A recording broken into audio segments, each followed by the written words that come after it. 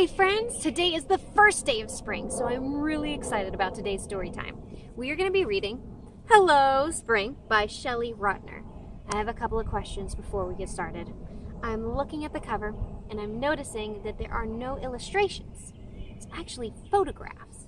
And usually when I read a book that has photographs, a lot of the times it's an informational text. So I'm kind of wondering if this is going to end up being a story or an informational text.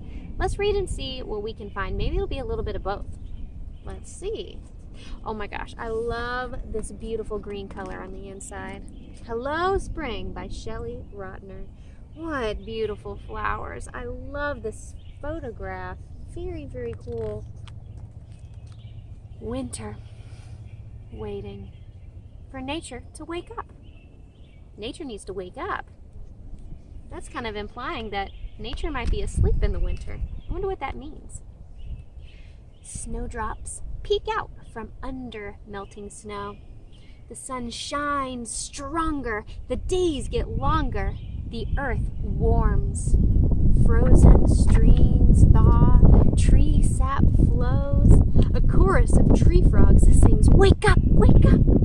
Ooh, it's a little windy today. Crocuses tease. Crocuses are a type of plant. Bright yellow and purple, promising warmer days to come. Buds swell, ferns uncurl. I guess that means that ferns curl up in the wintertime, and when it's springtime, they uncurl. Birds return with song, busy building nests and laying eggs.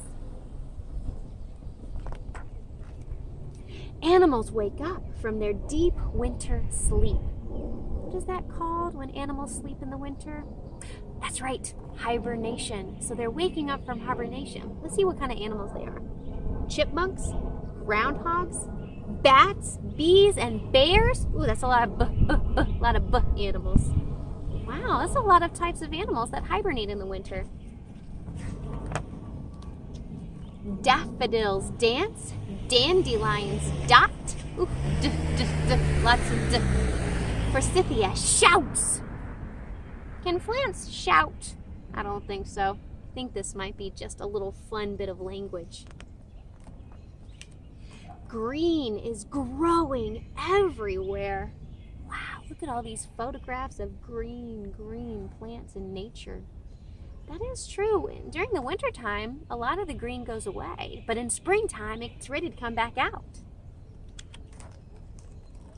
Hooray! Spring is here! Look at all these children having so much fun outside in the spring. Baby animals are born, chicks, kids, and piglets, lambs, cubs, calves, and colts. That's a lot of language there. What is our first one? Chicks. What kind of animal is a chick? I think chicks might be chickens. Our next one, kids. Are kids baby pigs? I don't think so. I think kids are baby goats. What about piglets? That must be pigs. Piglets are baby pigs. Lambs. Ooh, that looks like a really soft lamb. Cubs. Little fox cub right here. Calves. Oh, this cow, a little baby cow is a calf. And colts. There's a colt right here. Can you guess what a colt is? Baby horse, that's right. Cherry blossoms pop and parade. Flowers bloom. It's a palette of petals. This book has a lot of alliteration. I keep noticing that. Lots of the same beginning sounds over and over. Wow. Some beautiful flowers in these photographs. You can smell that spring is in the air. Pollen is carried from flower to flower, and then fruits and seeds can grow into new plants and trees. How is the pollen carried from flower to flower? Let's look closer at the pictures. Whoa, I see a bee coming to land on this flower to get the pollen. And if the bee flies to another flower, that's how the pollen gets from flower to flower. It's a time to dig and plant. Rain showers, seeds sprout, gardens grow, lettuce, beans, and peas. Wow. Time to go planting in your gardens in the springtime. Too cold to start planting in the winter for a lot of plants. Frogs hop, earthworms creep, turtles crawl, salamanders emerge, snakes slither. Oh, now that it's nice and warm out, it's time for these animals who are cold-blooded to come out and soak up the sun. Dragonflies dart, spiders spin, butterflies flit, bees buzz, ladybugs land.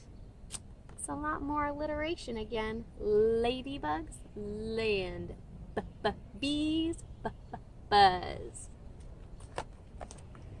Warm breezes blow, clouds float by, the days get longer and longer, and then it's the longest day of the year and summer is here. The end. At the end we have our glossary. You don't know what a glossary is? Well, let me explain. A glossary is always at the end of the book and tells you the meanings of some of the words. It's a great place for you to learn some vocabulary. Our first entry says bud, a small plant part that grows into a flower, a leaf, or a branch.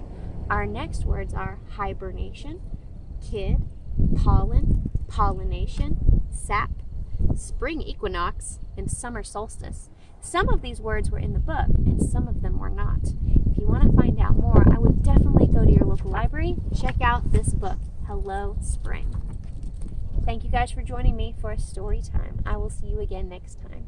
Bye!